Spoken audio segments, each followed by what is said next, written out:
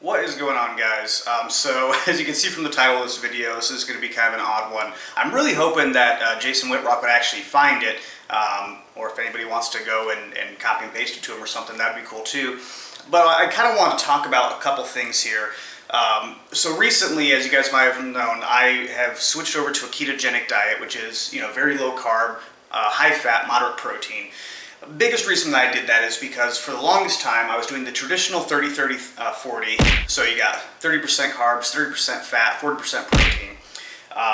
At least that's the way that I was doing it. And I was eating about 1,700 to 1,800 calories per day.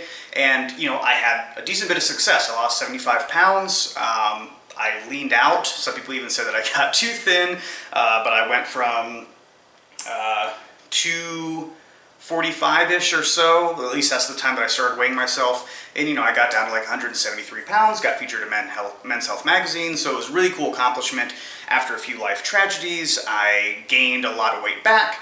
I know that I still kept some muscle mass, but at the same time, I wasn't happy with the body fat percentage gained that I gained back.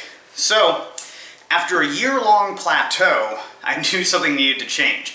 I was trying everything that I knew. I did my old diets that I knew, the 30-30-40, eating super clean, busting my ass at the gym, staying between 1,700 to 1,800 calories a day, and I was just not losing weight, and I couldn't figure out why. So then I switched over to a ketogenic diet.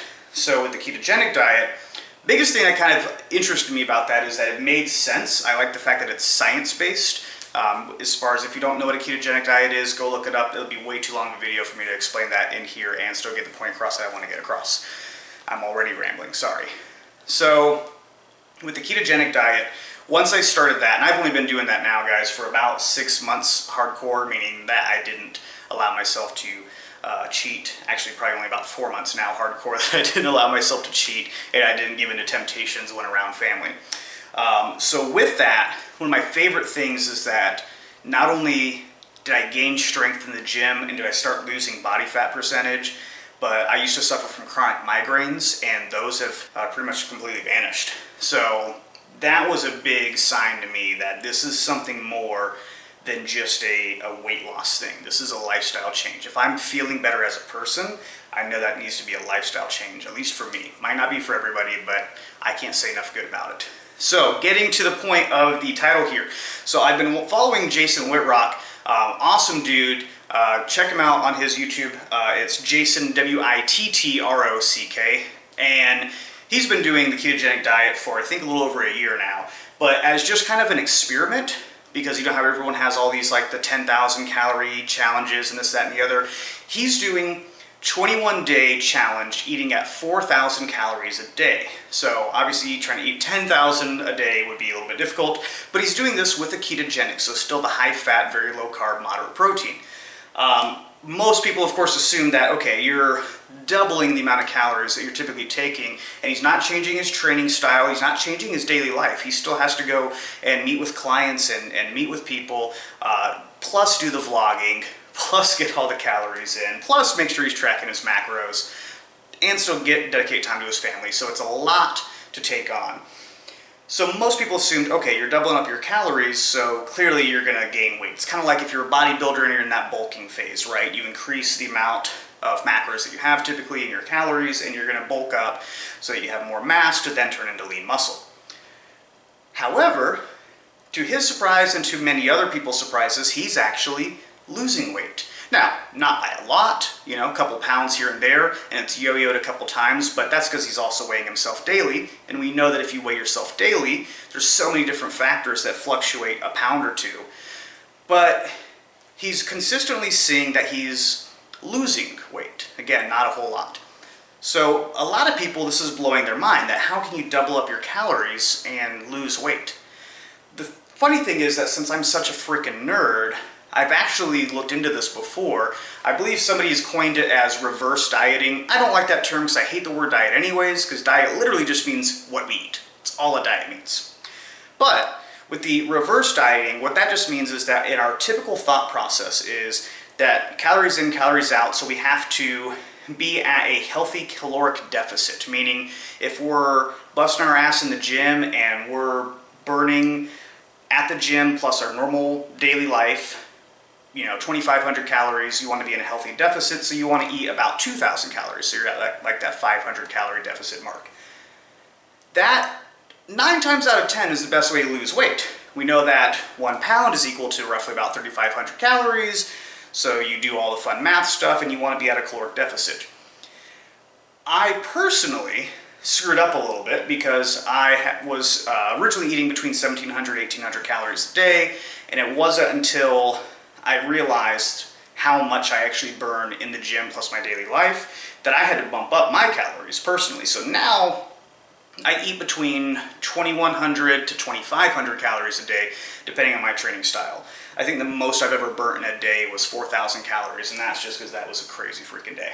So what I'm trying to explain here is, as far as the opposite of what we typically have learned with the calorie deficit, there are some times that we need to be in a caloric surplus. Now, I'm not saying this is going to work for every single person.